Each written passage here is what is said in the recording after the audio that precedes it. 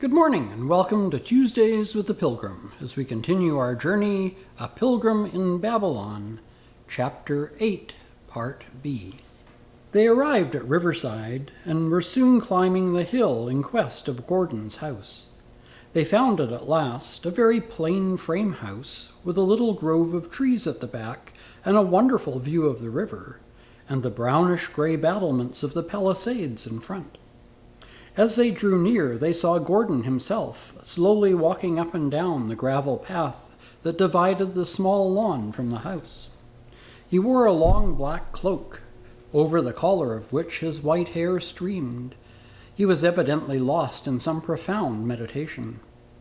There was a certain grandeur of loneliness and detachment about the soldierly figure, which they both felt instinctively. He moved slowly, yet with a firm step which declared unabated vigor.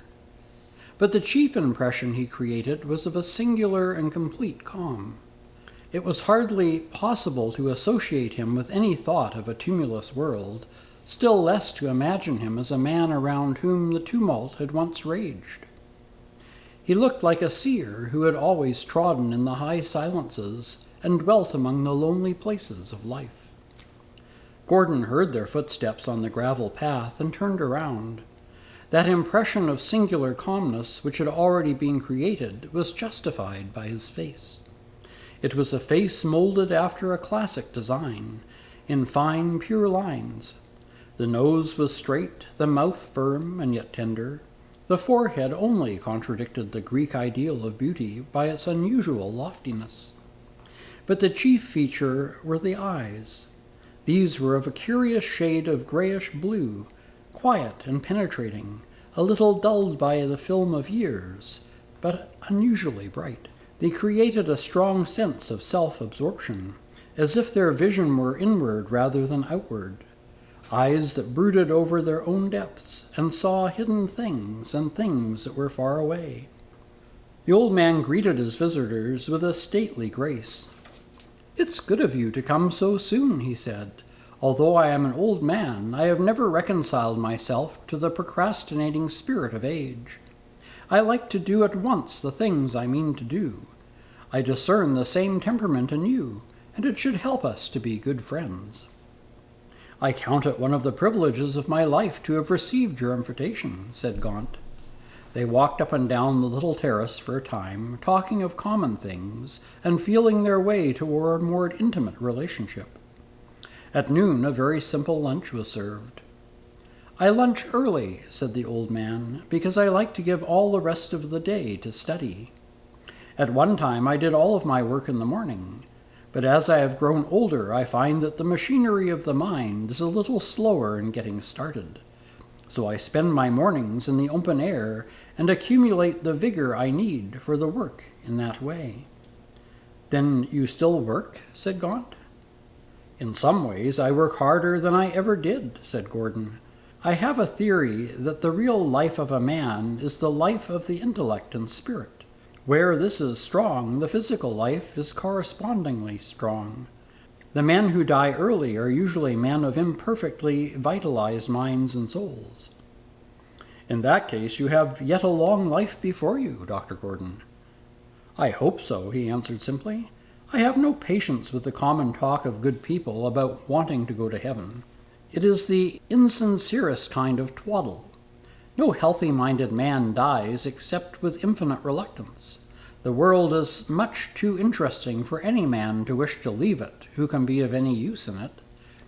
Do you remember Goethe's scornful question, quote, 'Why should a man who has work to do want to ramble off into eternity?' Unquote." "No, it's new to me," said Gaunt. "Well, it's worth remembering, for it contains a very wholesome philosophy of life. Of course it's not complete, for Goethe, with all his vast efficiency, was a pagan. He never grasped the truth that what the Christian calls eternal life is a real thing, only it begins here and now. This is eternal life, to know the only true God and Jesus Christ whom he has sent. Not something distant and vague, but a thing that is. To the man who has once grasped that truth, old age is impossible." Gordon's face glowed as he spoke, and Gaunt, looking upon it, recognized the truest commentary upon his words. The mass of white hair that crowned the brow and only served to accentuate the freshness and eagerness of the face, which preserved, in spite of the lines drawn across it by the finger of thought, an element of indestructible vitality. When the lunch was over, Gordon at once introduced the theme of Gaunt's recent doings. He invited Gaunt to explain his aims and purposes. Gaunt, encouraged by his sympathy, opened his heart freely. He closed with a half-indignant and half-humorous description of Dr. Jordan's attitude toward him. "Poor fellow," said Gordon. "You can't be angry with him. He only did according to his nature. I think I met Jordan once. At all events, I know his type pretty well. It is a type bred by the present condition of the Church, in which the petty diplomatist counts for much more than the prophet. You know the old satirical epigram that the world consists of 3 classes: men, women, and parsons. What it crudely expresses is that the minister is an emasculated person, and this is often true. He is made too comfortable, nursed and dandled on the laps of admiring coteries, and is so sheltered from the world that he is totally unacquainted with the realities of life. It is only what might be expected that he should come to shirk realities of all kinds, the realities of thought as well as life. And when he comes into contact with a real man, he as naturally hates him and wants to crush him. But don't let's wander off into personalities," he continued, "and above all, let us avoid satire, for satire is a sort of moral astigmatism which fatally distorts all the real values of things. I learned that lesson a long time ago in my own troubles. My first impulse was to say and write satirical things about my opponents, for I saw how easy it would be to cover them with derision. But I soon found that such a temper harmed me more than it did them. I lost my own tranquility in disturbing theirs, and the clear stream of my own thoughts and purposes grew turbid and discolored. The only way for a man to do any truly great work in the world is for him to go straight forward to his goal, paying no attention to either praise or blame, as long as he is sure of his purpose. Well then, what do you propose? That is the only matter worth thought." Thereupon Gaunt began to sketch the plan which he desired to follow. He did not intend to be driven out of the church. He would reform it from within. He would make his church the rallying point of all classes, rich and poor alike. He would substitute the law of service for the yoke of creeds as the sole test of membership. He spoke with conviction, the very need for positive statement and exact definition giving a form to many thoughts within him, which had hitherto been inchoate and uncoordinated. The old man listened attentively. When Gaunt had done, there was a long silence. Then Gordon said in a gentle voice, "My dear young friend, it can't be done." "What can't be done?" said Gaunt. "Why, this. You can't reform the church from within. Think a moment, and you will see that I am right. Jesus wished to do it. He was a child of the church. He loved it. He taught in its synagogues. He repeatedly said that he came not to destroy the law of Moses, but to fulfill it. But even he found the task impossible. The answer of the Jewish church to his sweet reasonableness was the cross. Luther tried it. He also found it impossible.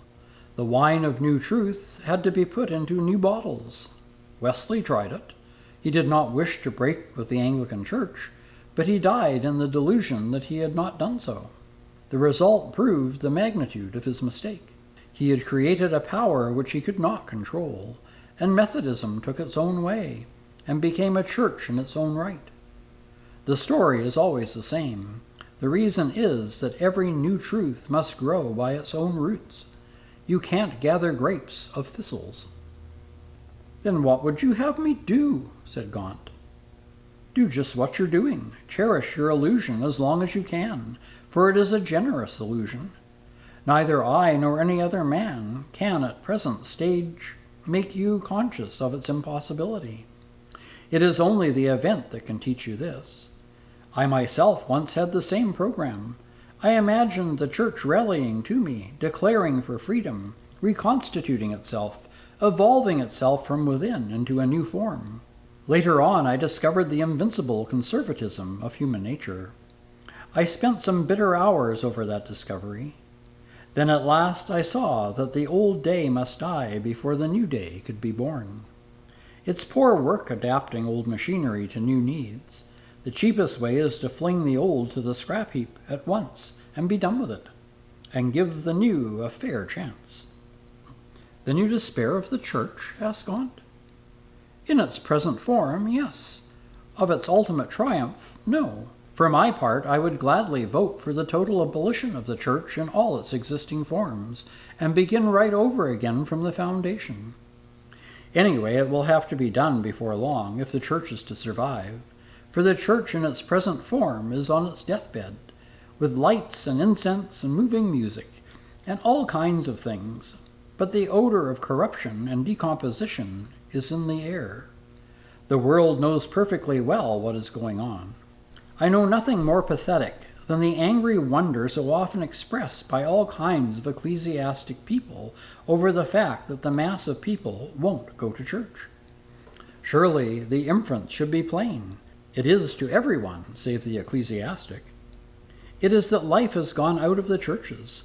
If the church were alive, people would not be able to stay away from it. The short winter afternoon was waning fast. The old man had risen from his chair as he talked. He stood against the window, and the red light of the setting sun shone full upon his face. It was as though the face itself radiated flame, and the red sunset light clothed him in a prophet's robe. Pray don't think I am a pessimist, he added.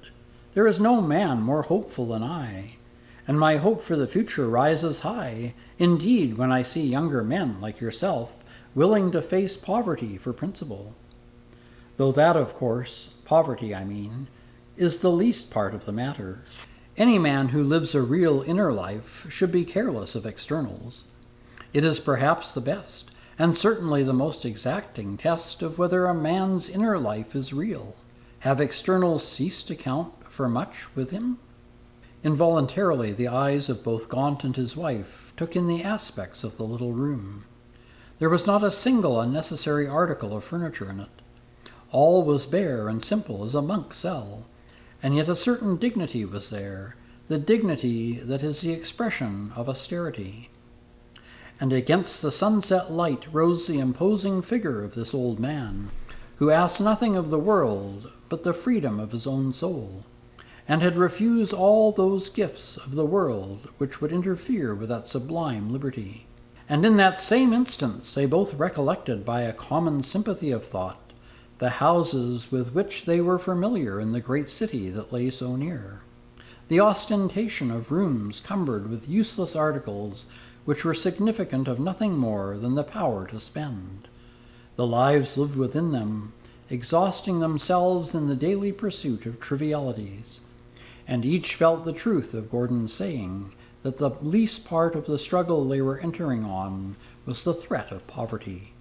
For the poverty of the thinker and the worker was a thing of dignity to which wealth could not attain. Gordon accompanied them bareheaded to the road. "Come again, and come soon," he said.